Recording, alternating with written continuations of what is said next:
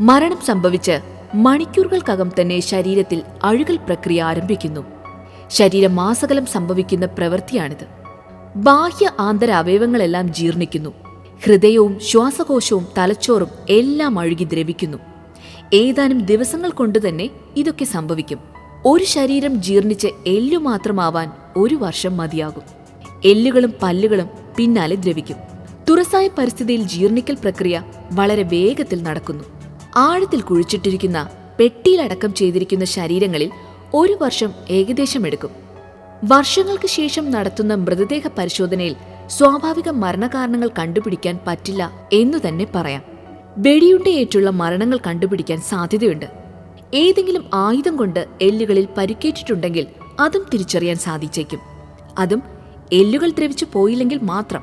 എല്ലുകളുടെ രാസപരിശോധനയിൽ നിന്ന് വിഷം ഉപയോഗിച്ചുള്ള ചില മരണങ്ങൾ കണ്ടുപിടിക്കാൻ സാധിച്ചേക്കാം. എല്ലാ വിഷങ്ങളും ഇങ്ങനെ കണ്ടുപിടിക്കാൻ സാധിക്കുകയുമില്ല.